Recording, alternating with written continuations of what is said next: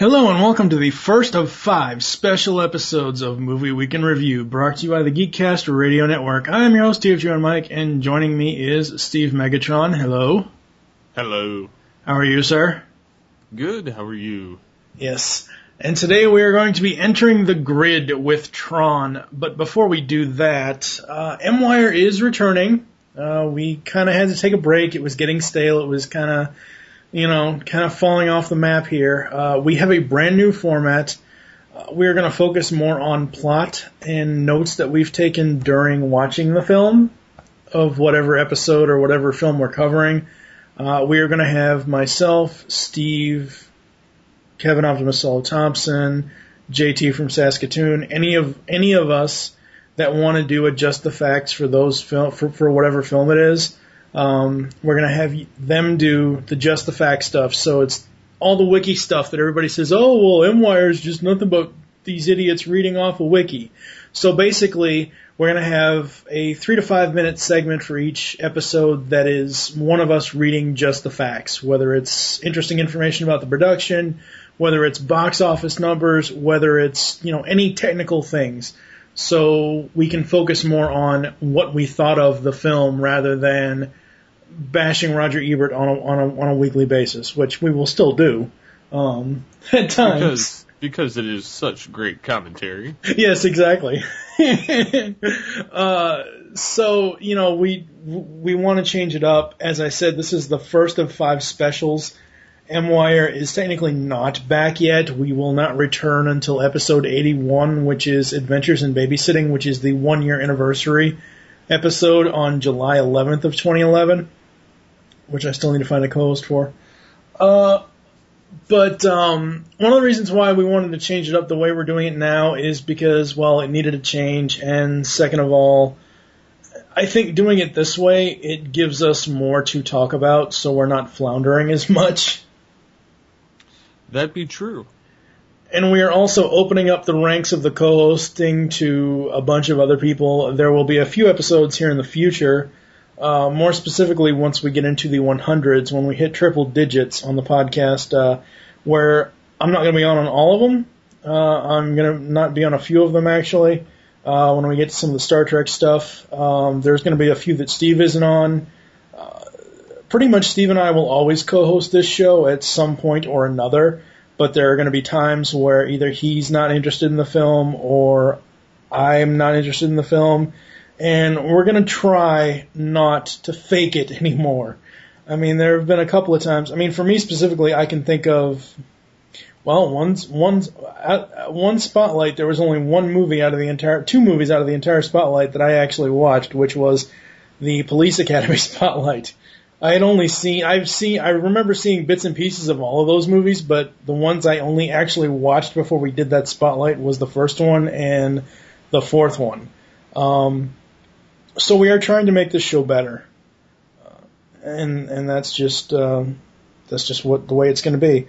What have you been up to recently, since this is our first MWIRE back here as far as being back? What do you got going on? Tons of voice work, refurbishing the GCRN homepage. Not much else besides watching a crap load of movies, getting ready for some new interviews, and just gearing up for more with GeekCast Radio. Awesome. Me, it's about the same. Currently, we are in preparations to end Tooncast at episode 100. Sent off a couple interview requests. I've actually become a Netflix Instant member. Shut up. It just, I don't know, it's one of those things where, I don't know, I'm giving it a try, and it's only $8 a month, which isn't bad. One of my main issues with Netflix originally was DVDs through the mail. That's ridiculous. I'm sorry. That concept is ridiculous. That's just the way I feel about it. I've never understood DVDs or Xbox games or PlayStation games or any of that crap through the mail. I just don't. It's too much of a damn hassle for me. But so far, I'm okay with Netflix here in the U.S. There's a couple of big gaping issues I have with it. Like here in the U.S., none of Kevin Smith's films are on it. Back to the Future films aren't on it. I don't know. It's one of those things where you would think that some of that stuff would be there. But that's just me. Yes, that is just you. I'm just saying, a lot of the searches I've done recently, not a lot's come up. And I find it funny that they'll have one thing, but they won't have another. Like, they have the entire run of She-Ra, but they don't have any of the He-Man cartoons. That is kind of strange. I mean, I have looked myself, and that's what I've come up with as well. Mm-hmm. So, yes. To get things started today, we're going to check in with JT from Saskatoon for Just the Facts, Tron, 1982. In 1976, animator Steve Lisberger was first introduced to that ancient video game Pong, and was so captured by the inherent possibilities that he saw in this emerging technology that he began crafting a story about the unseen world inside computers, a world where programs live and breathe, a world where video game sprites came to life as heroic gladiators fighting to protect their world from malevolent, power-hungry villains. So fascinated with the potential of computers, Lisberger sought to mix live-action film with computer graphics to create a new visual style of filmmaking, and over the next 6 years, Lisberger and his business partner Donald Kushner set about producing the idea. They developed a script and even produced some basic test animation before the production reached a standstill. They shopped their film around to several studios but received rejections from all of them. Columbia, Warner Brothers, and MGM did not have any interest in this idea, so they approached the Walt Disney Studios. The House of Mouse was looking to expand their repertoire of films with new productions and were intrigued with the duo's ideas and agreed to back the film. With a fresh infusion of money, production facilities, and animators, the film's development kicked into high gear, and on July 9th, 1982, Tron was released onto screens across North America. Tron is the story of a hacker named Kevin Flynn, who used to program video games before another programmer stole his ideas and used them to gain in a powerful executive position within the software company Encom. Flynn tries hacking back into Encom servers to find proof of this, but is stopped by the Master Control Program, a powerful artificial intelligence that controls Encom's computer systems like a tyrant and plots to take over the world. When Flynn gains access to a computer lab within Encom, the MCP uses a high-powered laser to digitize Flynn and transport him inside the computer itself. Once inside, Flynn struggles to comprehend this fantastic world where programs take on the appearance of their programmers and worship the user as a kind of mythic deity. Flynn is captured by Sark, the MCP's chief lackey, and forced onto the game grid, a gladiatorial arena where programs who don't join the MCP are made to compete against one another in deadly video games until one is deleted. It is here Flynn meets Tron, an independent security program and champion gamer. After beating the MCP's games and escaping from the game grid, Flynn and Tron journey across the colorful and geometrically intense digital domain to the system's core. In a climactic showdown against the corrupted security programs and a Godzilla-sized Sark, the heroes purge the MCP and free the system so information can once again flow freely. Flynn is returned to the real world and discovers the deletion of the MCP has uncovered the data he needs to prove his case. Not only that, but as the film draws to a close, we see that Kevin has managed to use the whole incident as leverage to take control of Encom. Tron did fairly well at the box office in 1982, making just over $33 million across North American theaters and drew mostly favorable reviews from critics. Amazingly, Roger Ebert gave the film 4 out of 4 stars, saying Tron was a dazzling movie from Walt Disney in which computers have been used to make themselves romantic and glamorous. Here's a technological sound and light show that is sensational, brainy, stylish, and fun. However, Tron did not please everybody. Janet Maslin of the New York Times said the special effects are loud, bright, and empty, and they're all the movie has to offer. Globe and Mail film critic Jay Scott had a kinder criticism, saying it's got momentum and it's got marvels, but it's without heart. Tron was even nominated for Best Costume Design and Best Sound at that year's Academy Awards, but was denied a nomination for Best Special Effects because, according to Lisberger, the Academy thought using computers was cheating. Silly Academy people. Several video games were developed based on Tron, mainly for the Atari 2600. Chief among them were Deadly Discs of Tron and Adventures of Tron. There were also an assortment of kids' story and coloring books, as well as action figures and light cycle play vehicles. Tron is also responsible for inspiring the acclaimed CGI animated series Reboot from Mainframe Entertainment, and TV's Glenn A. Larson to create Automan, an early 80s TV series about an artificially intelligent computer program that generates a hologram and fights crime. It was basically half Knight Rider and half Tron. The less said about that one, the better. Watch Reboot, and you'll be happier. Many people credit Tron with doing something that most sci-fi films try but rarely accomplish. Tron got it right. Tron almost correctly predicted the future with its depiction of life inside a computer, echoing today's digital landscape of social media websites and online gaming communities. Tron is also responsible for paving the way for the use of CGI in Hollywood. John Lasseter of Pixar Animation credits the film with leading the way for computer animation and special effects, saying without Tron, there would be no Toy Story. Tron was not just a quirky little sci-fi film with cool lights and sounds. It inspired an entire generation of gamers and sci-fi fans to create their own visions of the world within the computer. It captured that sense of wonder that everyone feels when they discover something new, and crafted an exciting story full of adventure and thrills that still entertain us to this day. This has been Just the Facts Tron 1982. I'm JT from Saskatoon. Back to you guys. End of line. Welcome back to MWIRE, and thanks again to JT for that awesome clip right there. Yes, that was very, very interesting. I can't believe Columbia, Paramount, I can't believe all those studios turned that project down, considering what a success Disney made it. Yeah, I'm kind of thinking that they're probably kicking themselves in the lug nuts now. Yeah, very much so. When did you first, for Tron, the original Tron, did you ever see it as a kid? Yes. I saw it probably when I was about 11 years old. Ah, okay.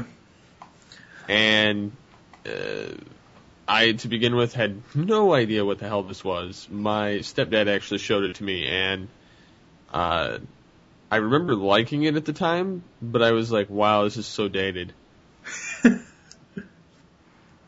It's a great movie, but extremely dated. Yeah, I've heard of Tron, but up until December 16th, 2010, the day before Tron Legacy got released, I had never seen it. Wow. Shut up! I was 2 years old when it came out, damn it. I wasn't born. Well, yeah, but still. But, you know, they made this huge thing with the Legacy marketing scheme and all that stuff. So I was like, well, I really like Legacy. You know, from what I saw, I really liked Legacy's trailers, but I wanted to know what the original was. So I sought it out on YouTube at the time, found a channel which no longer exists that had it in about 9 or 10 different parts. And I watched it one Saturday morning, and I was literally blown away. Because for 1982, amazing stuff was done in Tron. Oh, no doubt. I mean, just amazing, amazing stuff.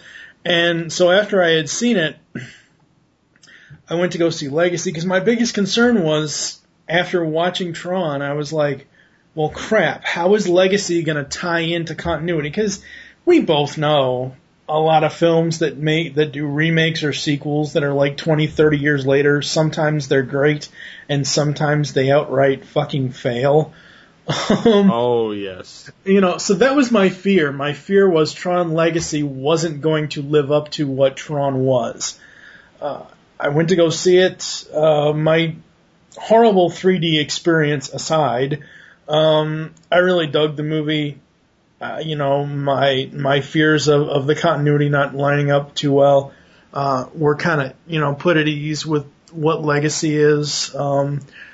Just to get I watched it again recently because since Legacy came out on DVD and digital download and all that stuff, they also put out the classic film as well. And I wrote down a few notes. Why is it when watching the beginning of this, seeing the light cycle game, I think of that old cell phone game Snake? And before anyone says anything, yes, I know, Michael Wilson pointed this out to me on Facebook. Yes, I know, Snake was released in the 1970s. Technically, it came before Tron. But, I don't know, every time I see that opening scene with the light cycles, I was like, wow, that could have been Snake. But it's so much better as light cycles.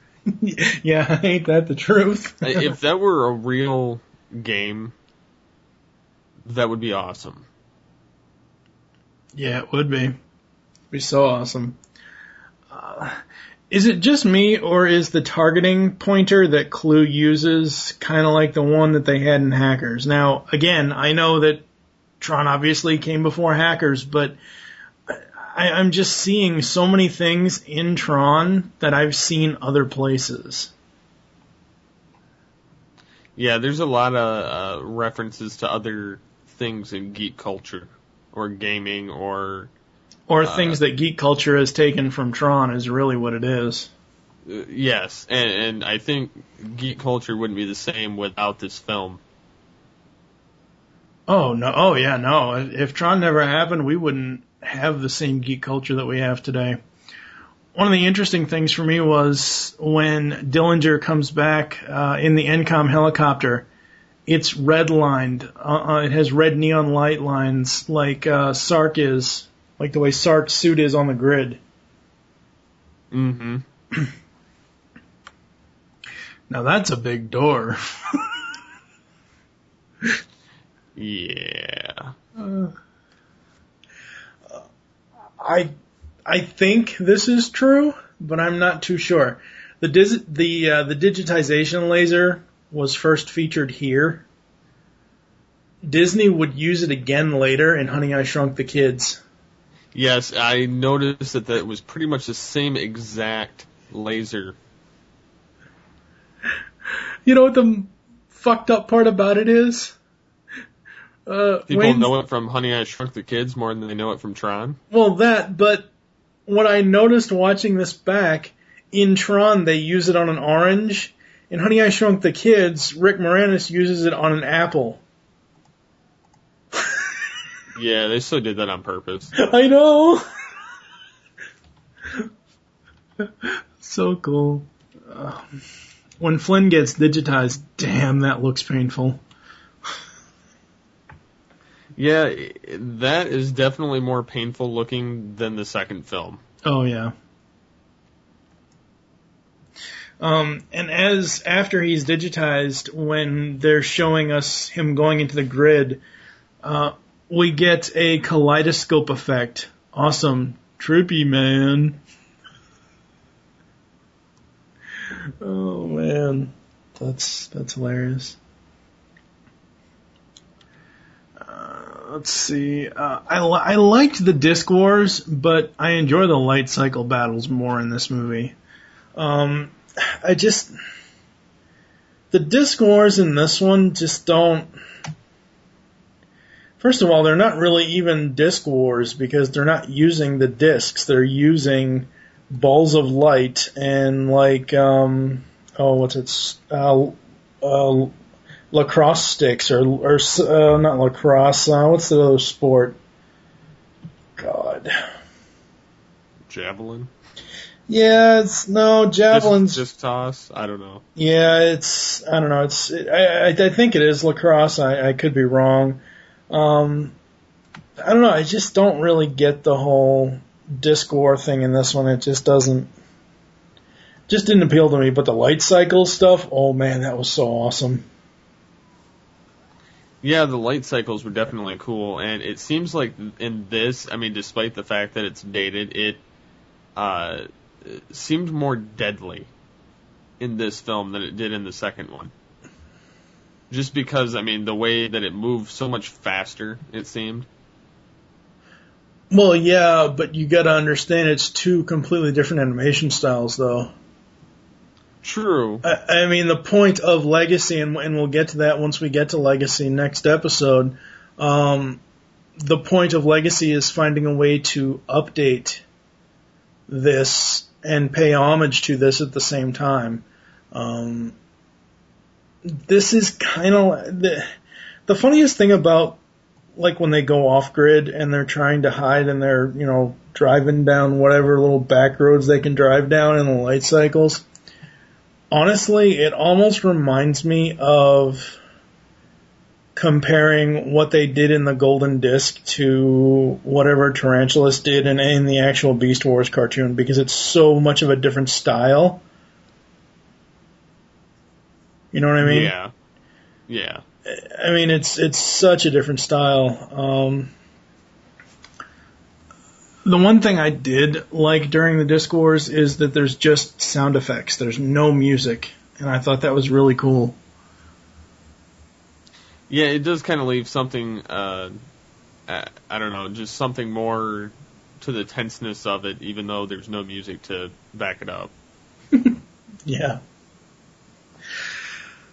During the light cycle battle, when they're telling, when they said, "Oh, let's take him through the maze," and they start going through the light cycle maze, I was like, wow, you need really fast reflexes to get through that maze, because they were going zoom, zoom, zoom, and all these corners were coming up. I was like, wow, that hurts even my eyes.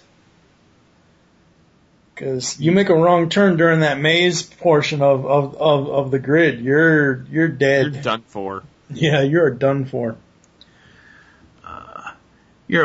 And I kind of, because I started to enjoy, I enjoy the film, but I started watching it for enjoyment, and I kind of stopped taking notes. The last thing I wrote down was, "You're a bit, huh? Yes. Just another mouth to feed. Yes, yes, yes, yes, yes." I thought that was hilarious. Oh man, what if we had Megatron as a bit? I don't want to even think about it. No! What I'm saying is, all he can say is yes or no. Because the bit, the little bit that followed Flynn around in the recognizer that he created, all the bit can say is yes or no. It's definite answers. So what if Megatron was a little spherical thing that said yes or no, all he could say is yes or no all the time? I don't think he'd like that too much. That would be kind of cool, actually. No. Yes, it would. No. Yes, it would. What did you have for this this movie? Well, I like how it starts off with Jeff Bridges' character Flynn going into. I just thought that was kind of crazy how he did get sucked up into the machine when he's trying to hack the master control program. Mm-hmm. And it's like, you don't want to do this. You don't want to do this. Back away. And he's like, no, I don't think so. And then it just zaps him. And then he wakes up. He's like, what? There are energy discs in this one, or identity discs. You could definitely tell we're Frisbees. Oh, yeah. Because they flipped them upside down in the water part, and we're drinking water out of it. Yep. And I was like, yeah, this is not a direct Frisbee. At least with the second film, you don't have that. I mean, obviously they're more advanced, but I mean, it's still funny just because you can just see where things came off the way they did back then. Oh, yeah. Oh, yeah. That thing with the water scene, it didn't really put me off, but I was like, what are they? And those suits in this movie, oh my god. Those suits are weird.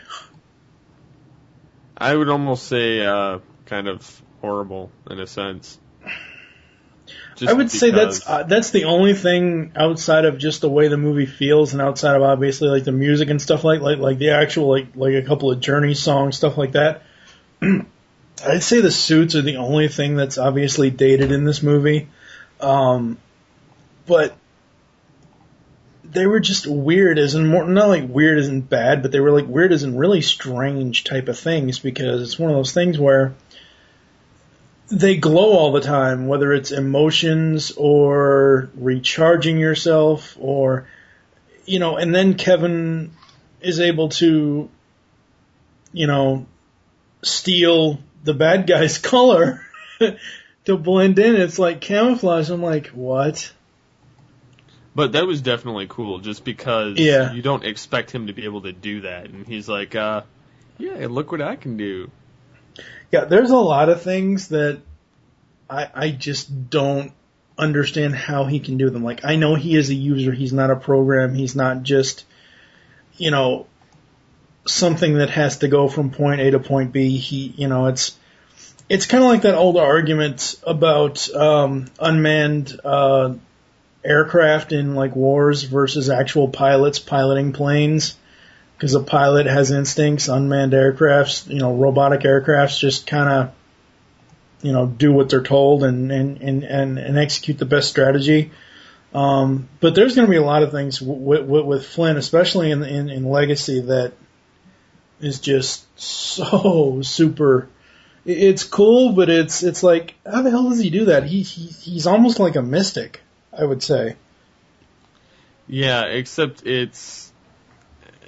I definitely like that he was able to manipulate things the way he was, but he's like, I don't know, it's just, he kind of figures it out by a fluke, and then they're like, what did you just do? He's like, I don't know, let's try it out.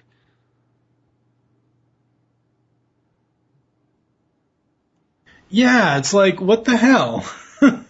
They're just kind of looking at him, and then he's like, oh, so I can steal color. And then he's, he goes on from there, and then I don't know, it's crazy how he was able to do what he was able to do, but it kind of makes sense, too, because he's a user, and there's no programming set for what he can do. Right, yeah.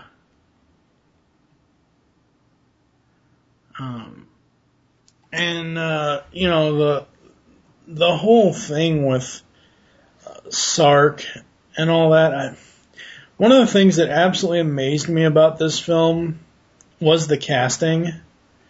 Because, how normally sometimes you'll have a movie where you'll have a main cast. Say you have two characters, say you have, off the top of my head, Tom Cruise and Denzel Washington. Say those are the two main actors in a movie that play the two main characters. And then they're in the real world, say they go into a digital world or whatever, you would assume that different people would play, they get, different people to play the same people. In this, they reused their entire cast, pretty much. But it fit.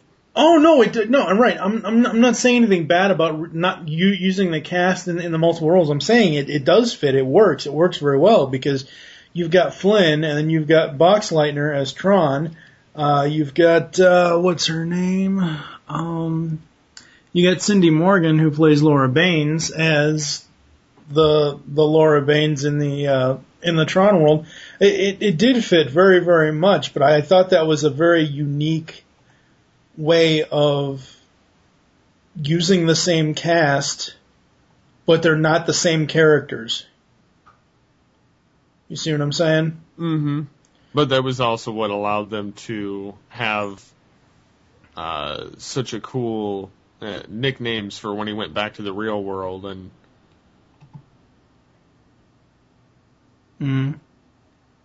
yeah, that's true. And technically, David Warner is an amazing actor. He plays 3 different roles in this. You got Dillinger in the real world, you got Sark, and then you got he's the voice of the Master Control Program. True.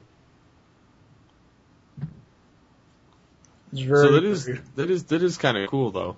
Yeah, that's very interesting. And again, because I hadn't ever seen this before, I was shocked to see, because as soon as Dillinger came on, like, as soon as it shows him getting off the elevator going into the office, I'm like, oh, hey, it's Ra's al Ghul from Batman the Animated Series and Dr. Jordan Perry from TMNT2. I'm like, oh, what's he doing here?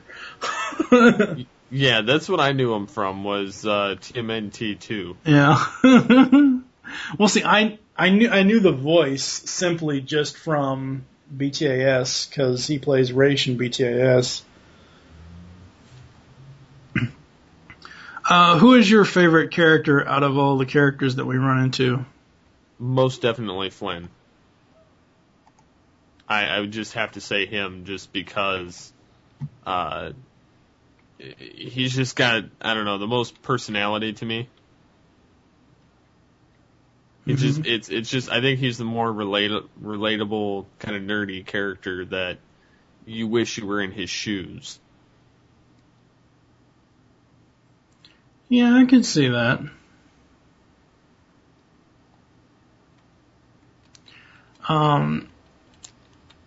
Well, I can see being in his shoes up to the point until he gets digitized, because, yeah, that would hurt like hell. But it would be cool as hell. Yeah, it would be cool, but it still would hurt like hell. Let's see. For me, I think it's probably Tron. It's a tie between Tron and Flynn, just because, you know, I like the way that Tron acts, and you know, he fights for the users, and you know, he believes in users, and the Master Control Program wants to. I don't think it's so much the Master Control Program doesn't care about users. He doesn't really care about the programs, actually, because he's using up all this information and programs and everything else. It's not really. He doesn't care about the users. He doesn't care about the programs for MCP. But I don't know. I did really, really enjoy Tron as a character. You got any other notes for Tron 82? No, I just overall I like the film. I don't really think that they could have done anything better at the time. I mean, obviously technology is not what it was or what it is now, you know, for back then. But I mean, it's definitely engaging, and I'm glad that they handled it the way they did, using the same cast, going, you know, creating new names, getting some of the characters through how they would be handled inside the computer system. And it was pretty much the first, you know, the first version of, like, reboot. Yeah. I mean, in a sense, because, I mean, reboots, I mean, it's not a direct copy, but, I mean, it's got the same essence. There's no, you know, user running around in there. I mean, there is when they're in the game part of the world, but, I mean, it's not totally the same thing.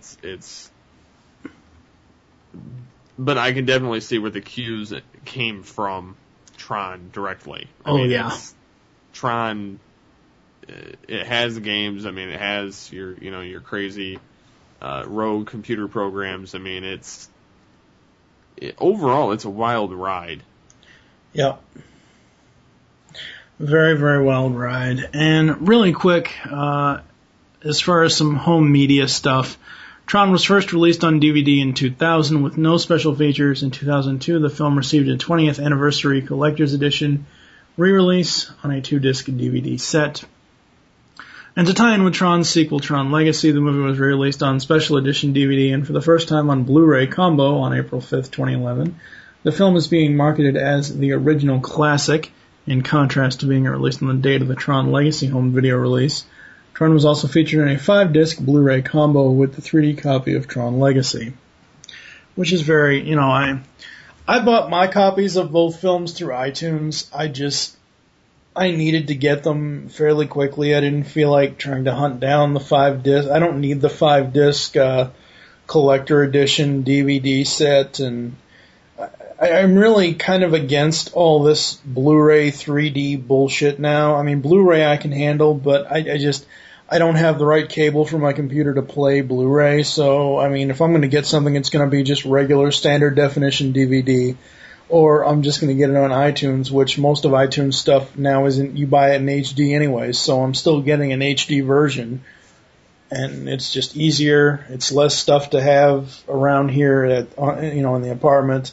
The only thing I would like to see from the 5-disc DVD set, I believe on the Blu-ray, they have the story Flynn Lives, which is a short film about what happens, I think, after Tron Legacy, so that would be kind of cool to see. Other than that, the first film, I would probably give it a 9 out of 10, and the only reason why I give it a 9 out of 10 is because, I don't know, just sometimes the effects just weren't, they are great. The one scene that kind of dragged on for me, though, and really this is just a nitpick and a gripe, and it doesn't really affect my overall opinion of the film, just that whole water scene and the energy scene, it kind of really just took me out of the moment of the movie. It was one of those, like, really, really slow scenes, and it's like, really? You're running from a bunch of these giant tank programs, and you have time to stop and drink. Well, you gotta get a drink when you gotta get a drink. Yes. So I think we're going to head to some ads, and we'll come back with the outro. Hey guys, it's Optimus Solo from GeekCast Radio Network's The Telecast, coming to you with an important message about our Listener's Choice episode. That's right, for the first time in GeekCast Radio Network history, we are giving you, the listener, a chance to choose the topic in one of our shows. This is how you can cast your vote for what the topic should be. Head on over to geekcastradio.com and click on the Telecast tab at the top of the page. Once there, you can find our complete Season 1 schedule with all 35 episodes. Please look this over, because we would hate for you to cast your vote for a show that is already on our schedule. Once you've done this, just scroll to the section titled Listener's Choice and click on the Comments button. All that's left for you to do now is to cast your vote through a comment.